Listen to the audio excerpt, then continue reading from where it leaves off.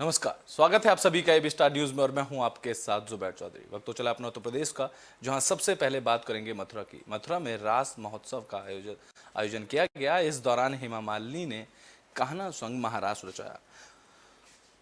मथुरा में रास महोत्सव का आयोजन किया गया। इस दौरान मथुरा में बीजेपी सांसद और अभिनेत्री हेमा मालिनी ने एक नृत्य किया। ब्रज कार्तिक रास महोत्सव कार्यक्रम का आयोजन जवाहर बाग स्थित ब्रज रज उत्सव के अंतर्गत किया गया। दरअसल मथुरा में गुरुवार को रास महोत्सव में हेमा मालिनी का राधा वाला रूप काफी चर्चा में रहा। जहां मथुरा स्थित जवाहर बाग में हुए कार्यक्रम के दौरान हेमा मालिनी ने राधा वाले रूप में बाके बिहारी के बंसी की धुन पर जमकर प्रस्तुतियां दी, जिसका वीडियो सोशल मीडिया पर जमकर वायरल हो रहा है। इस दौरान शरद पूर्णिमा पर चांदनी रात में कान्हा ने राधा गोपियों संग महारास रचाया। चांदनी रात में सांसद हेमा मालिनी ने जब सज धज कर महारास को सकारा तो दर्शक श्रद्धा में अतप्रोत हो गए। बता दें कि इस दौरान मुख्यमंत्री योगी आदित्यनाथ कार्यक्रम में शामिल नहीं हुए, लेकिन उन्होंने जाने से पहले हेमा मालिनी को शुभकामनाएं दी।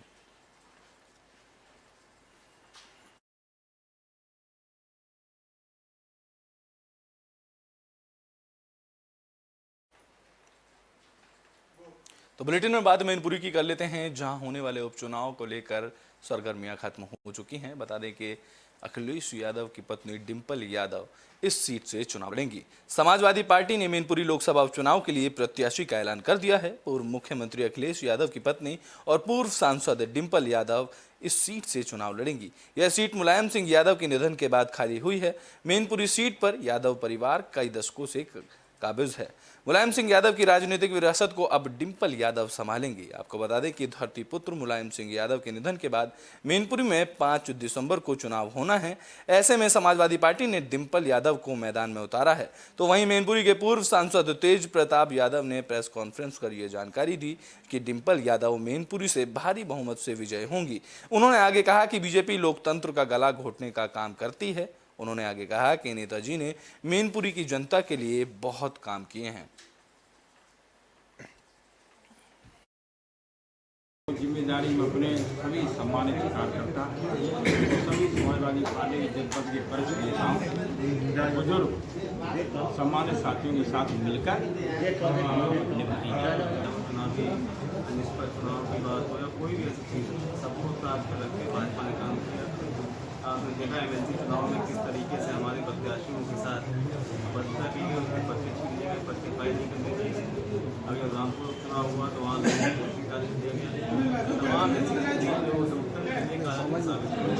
और इन सभी मुद्दों को ध्यान में रखते हुए तो मैनपुरी में उपचुनाव प्रत्याशी की घोषणा के बाद मुलायम सिंह यादव की छोटी बहू अपर्णा यादव यूपी बीजेपी अध्यक्ष से मिली। बता दें कि समाजवादी पार्टी के संस्थापक मुलायम सिंह यादव की छोटी बहू अपर्णा यादव ने गुरुवार को यूपी बीजेपी के अध्यक्ष भूपेंद्र सिंह चौधरी से लखनऊ में मुलाकात की। अपर्णा ने इस साल से शुरू हुए यूपी विधानसभा चुनाव में एन मौके से पहले ही बीजेपी का दामन थामा था। अपर्णा ने प्रदेश बीजेपी अध्यक्ष से मुलाकात की तस्वीरें अपने ट्विटर हैंडल से साझा की।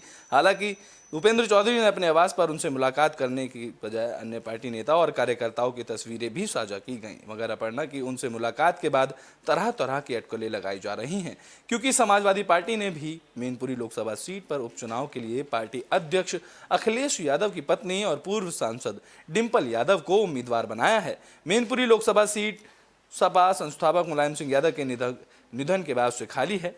बता दें कि डिंपल यादव 2012 और 2014 में कन्नौज सीट से सांसद रह चुकी हैं। हालांकि अपर्णा और प्रदेश बीजेपी अध्यक्ष के बीच क्या बातचीत हुई, इस बारे में कोई जानकारी नहीं मिल सकी। लेकिन बीजेपी ने मैनपुरी लोकसभा सीट के उपचुनाव के लिए अपने उम्मीदवार का ऐलान अभी तक नहीं किया है। जब से कयास लगाए जा रहे हैं कि अपर्णा यादव मैनपुरी में होने वाले उपचुनाव को लेकर भी बीजेपी अध्यक्ष से मिली, जहां उनकी इस सीट उपचुनाव को लेकर चर्चा भी हुई होगी।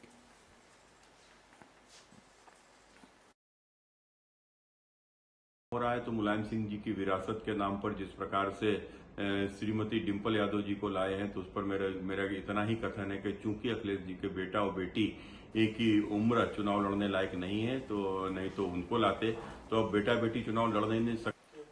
तो बुलेटिन में बात बागपत की कर लेते हैं, जहां किसान की बैठकों का आयोजन किया गया। इस दौरान किसानों ने गन्ना बकाया भुगतान को लेकर चर्चा की। बता दें कि बागपत के बिनौली थाना क्षेत्र के गांव सिरसली में किसानों की बैठक हुई, जिसमें उत्तर प्रदेश के मुख्यमंत्री योगी आदित्यनाथ की तरफ से पूरा बकाया गन्ना भुगतान करने के लिए चीनी मिल का सत्र शुरू होने का दावा पूरी तरह से हवा हवाई हुआ। बता दें कि बागपत के ही किसानों का लगभग 500 करोड़ रुपए बकाया है, जिसमें मलकपुर मिल का लगभग 300 करोड़ रुपए बकाया है। तो वहीं आरएलडी नेता राजू तोमर ने बैठक में कहा कि मुख्यमंत्री की तरफ से लखीमपुर खीरी में कुछ दिन पहले एक सभा में कहा गया था कि हमारी सरकार ने किसानों के पिछले सत्र में गन्ना भुगतान का बकाया पूरा कर कर नया सत्र चालू कर रहे हैं, जबकि यह दावा पूरी तरह से हवा हवाई है। प्रदेश सरकार निजी मिल मालिकों के दबाव में है, इसलिए अनाप शनाप बयानबाजी कर रही है। इस दौरान उन्होंने कहा कि गन्ना किसानों का अपमान झूठे दावे करके प्रदेश सरकार कर रही है। किसानों का बकाया गन्ना भुगतान का कराने में सरकार पूरी तरह से विफल साबित हुई है। बीजेपी सरकार का यह दावा भी हवाई निकला कि हमने किसानों की आय दुगनी कर दी है, जबकि हकीकत में किसानों की दुगना खर्च फसल उत्पादन में हो रहा है। कृषि दवाएं और खाद बीज सभी के दाम दुगने हो गए हैं और किसानों को नहरों से भी पानी नहीं मिल पा रहा है। बीजेपी सरकार में किसान आर्थिक संकट से जूझ रहे हैं, लेकिन शासन प्रशासन को किसानों की कोई चिंता नहीं है। उन्होंने आगे कहा कि महंगाई को देखते हुए अब की बार गन्ने का भाव 400 रुपये प्रति क्विंटल होना चाहिए। अगर इससे कम गन्ने का भाव हुआ तो आर्थिक नुकसान होगा। उन्होंने कहा कि राष्ट्रीय लोकदल इससे कम गन्ना मूल्य कभी स्वीकार नहीं करेगा।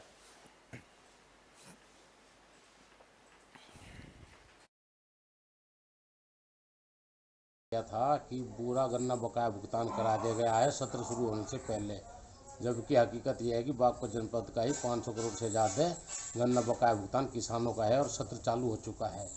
भारतीय जनता पार्टी सरकार के सभी दावे हवा। तो बुलेटिन में बात देवरिया की कर लेते हैं, जहां किसान सम्मेलन का आयोजन किया गया। इस दौरान राकेश टिकैत पहुंचे। राकेश टिकैत ने बीजेपी सरकार पर जमकर हमला बोला। बता दें कि भारतीय किसान यूनियन के राष्ट्रीय प्रवक्ता राकेश टिकैत ने भारतीय किसान यूनियन की तरफ से आयोजित किसान सम्मेलन पहुंचे, जहां उन्होंने संबोधित किया और बीजेपी सरकार पर तीखा प्रहार किया। अपने संबोधन में राकेश टिकैत ने कहा कि मोदी सरकार ने देश में विपक्ष को खत्म कर दिया है। सरकार तानाशाही हो गई है और किसानों की जमीनों को एक साजिश के तहत हड़पने का काम कर रही है। इस सरकार में आंदोलन का कोई मतलब नहीं बचा है। उन्होंने आगे कहा कि सरकार ने बिहार में लालू प्रसाद यादव, उत्तर प्रदेश में मुलायम सिंह यादव, हरियाणा में चौटाला और महाराष्ट्र में ठाकरे के परिवार में फूट डालकर उनको तोड़ दिया है और गंदी साजिश रचकर किसानों की जमीन को जबरिया अधिग्रहण करते हुए बड़े उद्योगपतियों को सौंपने का काम कर रही है। इसको लेकर हमें एक बड़ा आंदोलन शुरू करना होगा। राकेश टिकैत ने आगे कहा कि सरकार लोगों को धर्म के नाम पर बांटकर राज करना चाहती है। दिल्ली में आंदोलन की अनदेखी कर कई लाख किसानों को 13 महीनों तक धरने पर बैठने को दिल्ली सरकार ने मजबूर किया। आंदोलनकारियों से बात करने की जगह सरकार उन्हें बदनाम करने का प्रयास करती रही। उन्होंने कहा कि किसानों की मांगों को लेकर 26 नवंबर को लखनऊ के राजभवन का घेराव किया जाएगा।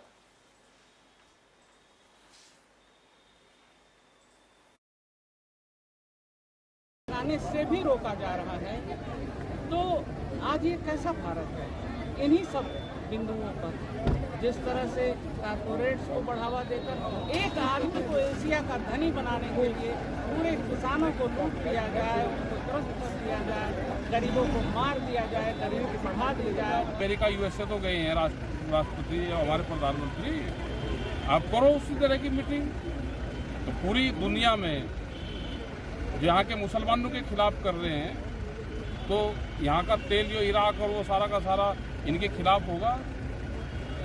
सबसे ज़्यादा मार्केट तो हमारी यहीं की थी, हमारे बच्चे वहीं नौकरी करते हैं। आप उनको यहाँ पर तंग करोगे, वहाँ से कितने लोग बेरोजगार होंगे, कितना पैसा फौरन से आ रहा है, क्योंकि विदेशी नीति भी हमारी खराब है।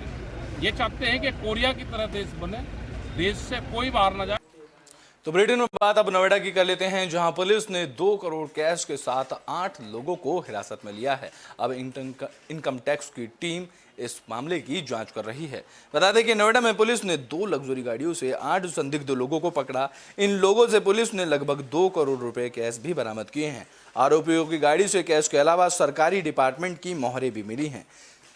नोएडा पुलिस ने संदिग्धों को सेक्टर 58 के से पकड़ा, जहां भारी मात्रा में कैश मिलने के बाद नोएडा पुलिस ने इनकम टैक्स डिपार्टमेंट को इसकी जानकारी दी। इसके बाद इनकम टैक्स डिपार्टमेंट की टीम अब सभी आरोपियों से पूछताछ कर रही है, तो वहीं सभी 8 आरोपियों को हिरासत में रखा गया है और इनके पास से 2 करोड़ रुपए कैश बरामद किए गए हैं। पुलिस का कहना है कि बरामद नकदी की गिनती आयकर विभाग की तरफ से पूछताछ के बाद की जाएगी, लेकिन नोटों के बैग को देखकर अंदाजा लगाया जा रहा है कि यह करीब 2 करोड़ रुपए से ज्यादा की नकदी है। बता दें कि हवाला में पकड़ी गई इस नकदी को गुजरात, हिमाचल और दिल्ली नगर निगम चुनाव से जोड़कर देखा जा रहा है, क्योंकि पुलिस ने नकदी ले जाते हुए जिन लोगों को पकड़ा है उनमें गुजरात, महाराष्ट्र, मध्य प्रदेश, दिल्ली और उत्तर प्रदेश के लोग शामिल हैं। पुलिस अब यह बात का पता लगा रही है कि यह नकदी आगे किसके हवाले की जानी थी।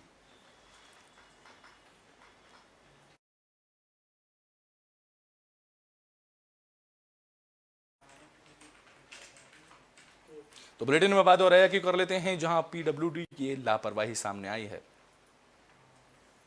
बता दें कि यूपी के मुख्यमंत्री योगी आदित्यनाथ के सख्त आदेश हैं कि 15 नवंबर तक प्रदेश की हर सड़कें गड्ढा मुक्त हो जाएं। लेकिन वहीं औरैया में एक ऐसा अनोखा मामला सामने आया जो कि पीडब्ल्यूडी विभाग की लापरवाही को दिखाता है। मुख्यमंत्री के आदेश से सभी जगहों पर पीडब्ल्यूडी विभाग अब सड़कों को गड्ढा मुक्त करने के आदेश को पूरा करते हुए काम में लगा हुआ है, तो वहीं औरैया में पीडब्ल्यूडी विभाग का अनोखा कारनामा सामने आया। बता दें कि पीडब्ल्यूडी विभाग का ऑफिस ककोर मुख्यालय स्थित जिलाधिकारी कार्यालय के पास है, लेकिन यहां सड़कों की हालत खस्ताहाल है। सड़कों पर जगह जगह गड्ढे देखने को मिल रहे हैं। अगर आपको एसपी ऑफिस या आरटीओ ऑफिस या जीएसटी ऑफिस जाना है तो आपको पीडब्ल्यूडी के दफ्तर से पास होकर इस खराब सड़क से होकर गुजरना पड़ेगा। बता दें कि ये सड़क पुलिस अधीक्षक कार्यालय समेत आरटीओ ऑफिस, जीएसटी कार्यालय को जोड़ते हुए कई गांवों को जोड़ती है। इतने बड़े बड़े अधिकारियों के निकलने के बावजूद भी अब तक यह सड़क खस्ताहाल है। अब देखना यह होगा कि कब इस सड़क को गड्ढा मुक्त किया जाएगा।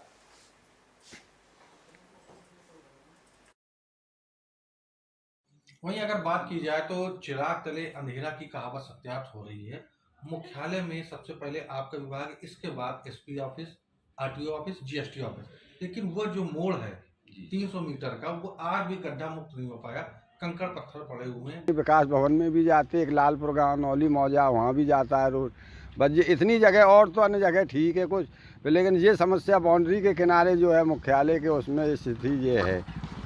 हम लोग रात दिन और चौपे भी निकलते, कहूँ बच्चे हैं, कहूँ ये छटक जाते और कहूँ वो चौपे भी उसी में घुस जाते, और ये सब है। अब कार चल रहा है, देखो सफाई चल रही। अब जैसा जो को सुनाई हो जाए, मेहरबानी हो जाए आदित्यनाथ जी की, तो बड़ी कृपा होगी। हम लोग भी सपेरा नाथ हैं, तो बड़ी कृपा। तो बुलेटिन में बात अब अमरोहा की कर लेते हैं, जहां अज्ञात तो लोगों ने एक महिला के घर में आग लगा दी, जिसके कारण महिला की मौत हो गई।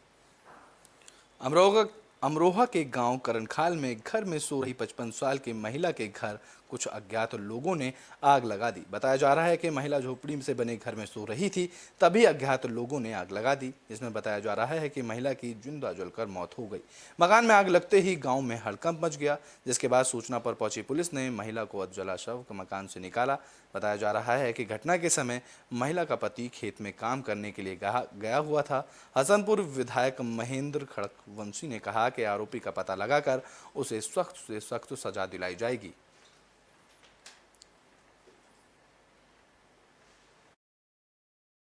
और जी अभी हम देखो किसी को दोषी न ठहरा सकते ऐसा बगैर कहे।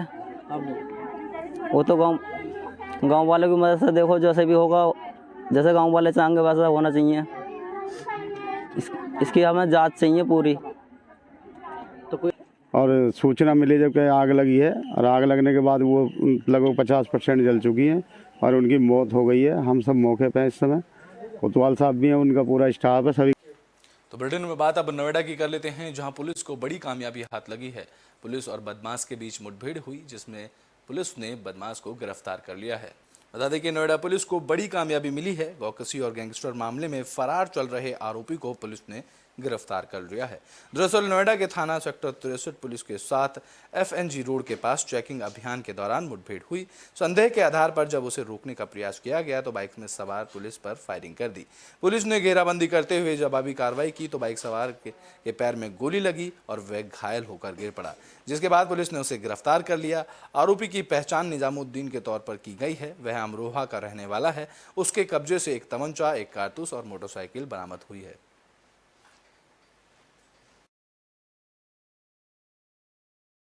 करी जा रही थी।